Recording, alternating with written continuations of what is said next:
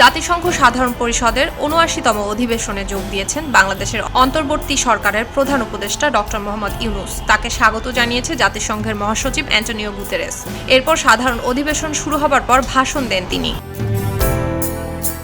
জাতিসংঘ সাধারণ পরিষদের অধিবেশনের ফাঁকে ২৪ সেপ্টেম্বর নিউ ইয়র্কে জাতিসংঘ সদর দপ্তরে প্রধান উপদেষ্টা অধ্যাপক ডক্টর মোহাম্মদ ইউনূসের সঙ্গে বৈঠক করেন মার্কিন প্রেসিডেন্ট জো বাইডেন। এদিকে প্রধান উপদেষ্টা ডক্টর মোহাম্মদ ইউনূসের সঙ্গে যুক্তরাষ্ট্রের প্রেসিডেন্ট জো বাইডেনের বৈঠক নিয়ে একটি বিবৃতি দিয়েছে হোয়াইট হাউস।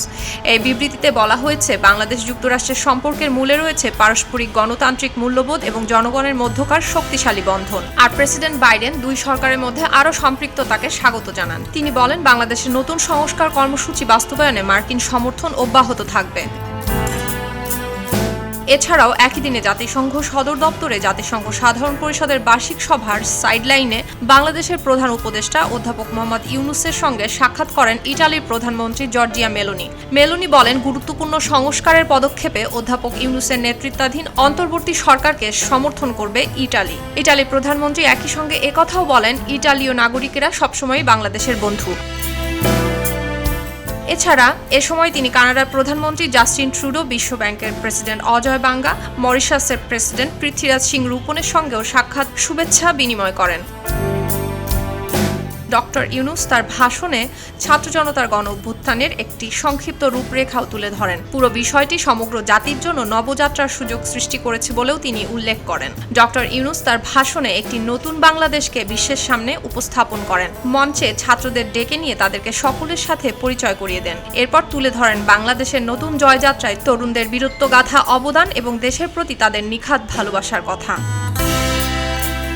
এদিকে প্রধান উপদেষ্টা অধ্যাপক ডক্টর মোহাম্মদ ইউনূসকে জাতিসংঘের সাধারণ পরিষদের ৭৯তম অধিবেশনে যোগদান করায় শুভেচ্ছা জানিয়েছে জাতিসংঘ। প্রধান উপদেষ্টা এমন একটি গুরুত্বপূর্ণ সময় এই সফর করছেন যখন বাংলাদেশ জাতিসংঘের সদস্যপদ লাভের ৫০ বছর পূর্তি উদযাপন করছে।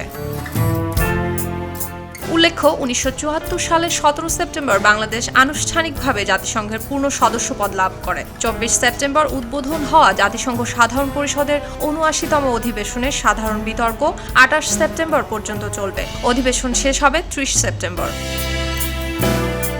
প্রসঙ্গত, জাতিসংঘের সাধারণ পরিষদের বার্ষিক সম্মেলনের এবার মূল প্রতিপাদ্য হল কাউকে পেছনে না ফেলা, বর্তমান এবং ভবিষ্যৎ প্রজন্মের জন্য শান্তি, টেকসই উন্নয়ন এবং মানবিক মর্যাদার অগ্রগতিতে একযোগে কাজ করা।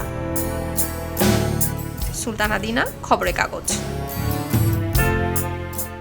এলো মুক্ত চিন্তার স্বাধীন দৈনিক খবরের কাগজ। এখন খবর হবে নিখাদ, নির্ভীক, নিরপেক্ষ।